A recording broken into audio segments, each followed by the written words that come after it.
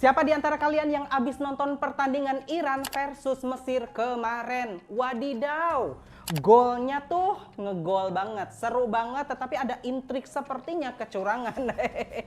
Apalagi kalau ngomongin tentang politik dan juga sepak bola nih. Kadang-kadang netizen itu ngebanding-bandingin dan ngebawa-bawain begitu.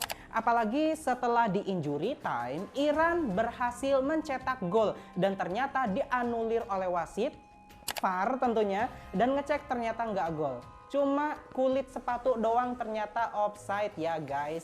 Nah, inilah dampaknya kalau politik dibawa ke acara sepak bola dan sebaliknya. Tapi selain itu, gue akan bahas lebih detail nih tentang Iran versus Amerika Serikat. Kenapa sih Amerika tuh nggak senang banget ya sama Iran? Assalamualaikum warahmatullahi wabarakatuh. Berjumpa lagi tentunya bersama saya Ihsan Patel di IPTV.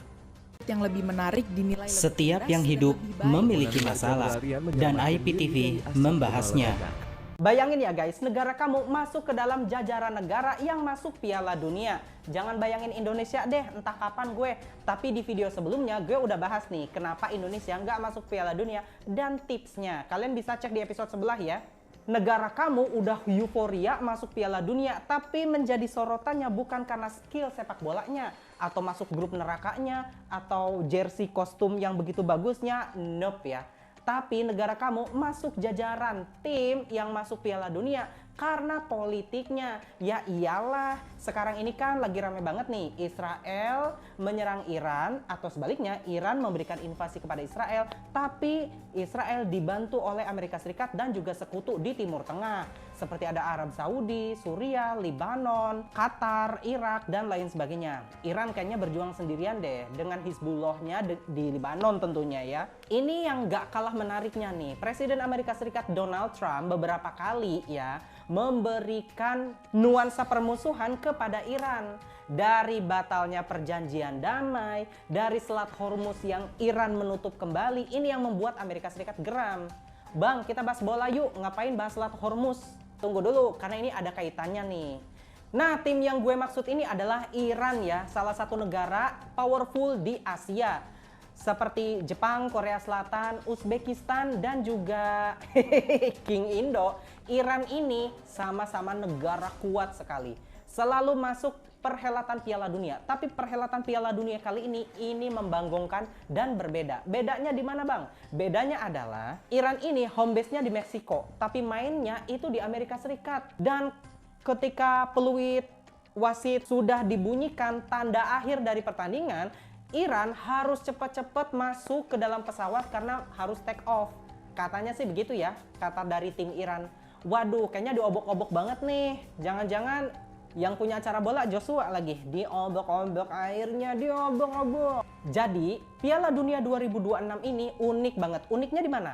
Diselenggarakan di 3 negara, Meksiko, Kanada, dan Amerika Serikat.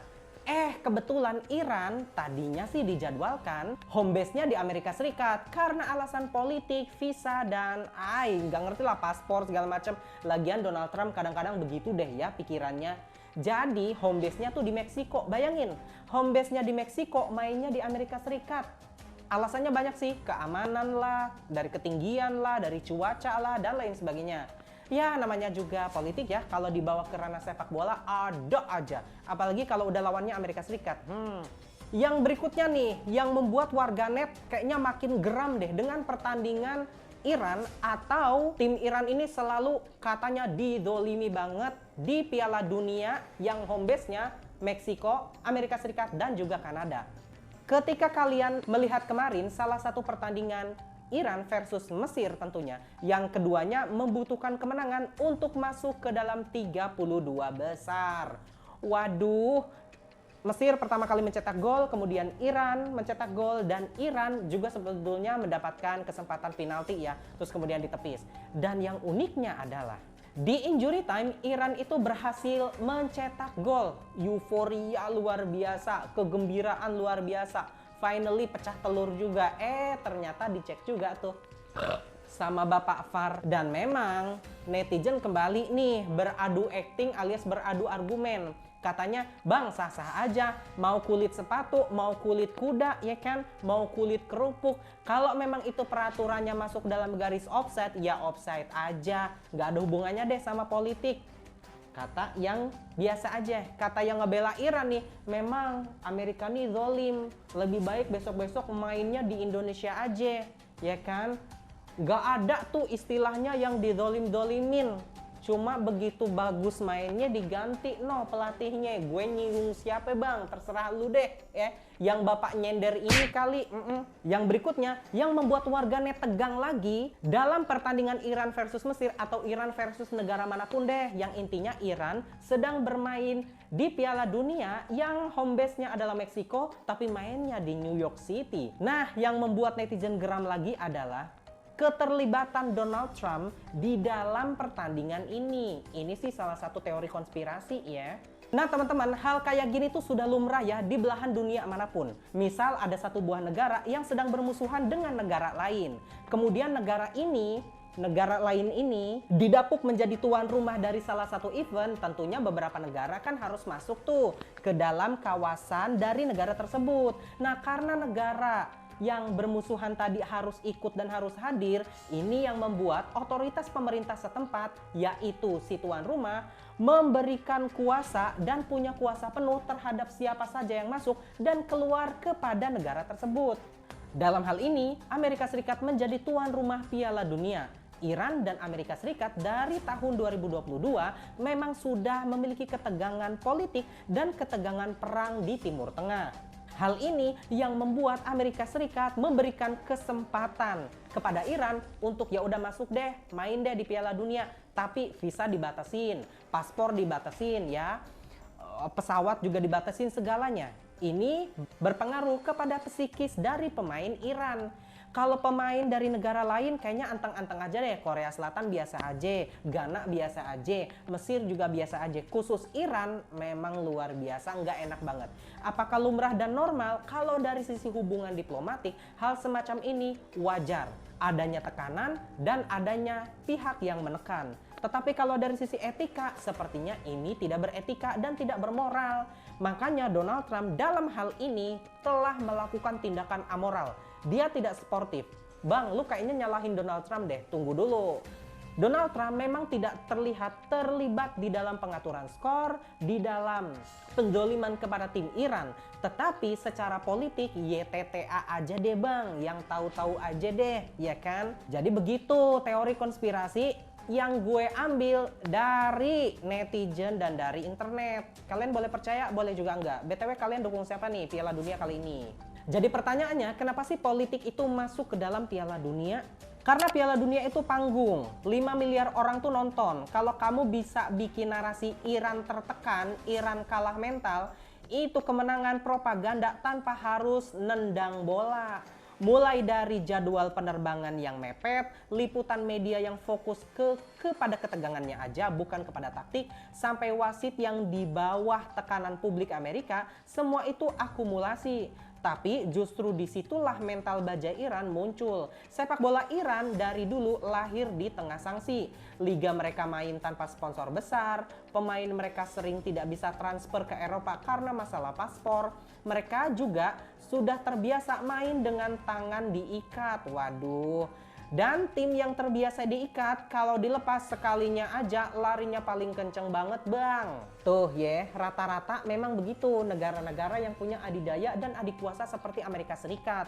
Tapi terus terang saya tidak suka ya. Yonda tahu, nanya saya. Ini pertanyaan paling badas, pertanyaan yang ditunggu oleh seluruh netizen. Kalau misal Amerika Serikat dengan Iran perang, kira-kira menang mana sih? Kalau kita berbicara di atas kertas ya, Amerika Serikat itu memiliki anggaran perang tertinggi di seluruh dunia, yaitu 900 miliar dolar. Memiliki 11 kapal induk dan memiliki pangkalan militer di beberapa negara di Timur Tengah. Jangankan di Timur Tengah, di Jepang dan Korea Selatan pun Amerika Serikat memiliki pangkalan induknya. Tapi nih guys, perang modern itu tuh bukan cuma soal statistik dan juga angka. Ayo deh kita bahas tentang Iran dulu deh. Jadi Iran itu memiliki 3 kartu nih. Yang pertama dari sisi geografis. Jadi sebagaimana kita ketahui, Iran itu memiliki Selat Hormuz. Perdagangan minyak global itu 20% dari Selat Hormuz. Kalau misal Selat Hormuz itu ditutup 2 minggu saja, perdagangan minyak global itu bisa goyang dan Amerika Serikat tahu itu. Jadi kayaknya bahaya deh. kalau Selat Hormuz itu ditutup. Yang kedua adalah perang asimetris. Apa itu? Iran itu jago banget perang proksi ya, seperti Hizbullah yang ada di Lebanon, Houthi yang ada di Yaman, dan juga ada Hamas yang ada di Palestina, dan beberapa milisi Syiah lainnya di negara-negara kawasan di Timur Tengah seperti Bahrain dan juga Irak. Kemudian ada drone murah dan juga alat-alat yang dibikin oleh Iran itu harganya murah. Pada saat dilawan oleh peralatan dan drone yang mahal, Amerika cukup memperhitungkan dalam hal ini. Dan yang ketiga adalah dukungan regional. Jadi pada saat Iran versus Israel kemarin, tentunya Iran diuntungkan dengan nama besar Iran dan bisa memusuhi Israel. Negara-negara yang tidak suka dengan Israel pasti akan mendukung Iran sebagai proksi ataupun sebagai dukungan support kepada Iran. Inilah yang dinamakan dengan dukungan regional. Nah, Iran itu memiliki 3 kartu itu tuh. Tapi Amerika Serikat sulit banget mengalahkan Iran di lautan. Bahkan apalagi di daratan. Nah, Amerika itu bisa menang pertempuran ya. Tapi menang perang di Timur Tengah belum pernah ada yang benar-benar menang total sejak 2003. Vietnam dan Afghanistan sudah jadi pelajaran mahal nih bagi Amerika. Jadi kalau ditanya siapa pemenangnya, secara stamina, daya tahan, dan kemampuan bertahan di bawah tekanan, Iran lah jawabannya. Sama seperti di lapangan bola, di pojokan, dijadwalin sempit, dituduh, tapi tetap aja tuh berdiri. Nah teman-teman, siapa sih di antara kalian yang nggak kecewa banget kalau negaranya dizolimin terus, kalau negaranya kayaknya didesak terus deh. Nah demikian juga yang dilakukan oleh Amerika Serikat kepada Iran. Tidak di politiknya, tidak di kawasan Timur Tengahnya, tidak di regionalnya, dan juga tidak di sepak bolanya. Semua tadi itu, mungkin kata Iran begini deh, ya elah gue kena mulu deh, embargo gue kena, sanksi politik gue kena, semuanya gue kena. Ya demikianlah negara adidaya dan adik kuasa. Tapi ngomong-ngomong tentang Iran versus Mesir atau Iran versus Amerika Serikat secara politik dan juga perang, gimana nih peran Indonesia di ranah global dan peran Indonesia tentunya pada saat kita berbicara tentang politik global, geopolitik atau sepak bola deh. Apakah nanti Piala Dunia 2030 Indonesia akan juara? Boro-boro juara, astagfirullahaladzim. Maksudnya masuk dulu deh ke jajaran tim-tim yang masuk ke 45 negara dengan 104 pertandingan itu. Kan formatnya udah begitu, kata FIFA sih begitu. Kita akan berjumpa lagi ya teman-teman beserta tema-tema yang menarik lainnya bersama gue tentunya Ihsan Patel, dan gue pamit undur diri. Assalamualaikum warahmatullahi wabarakatuh.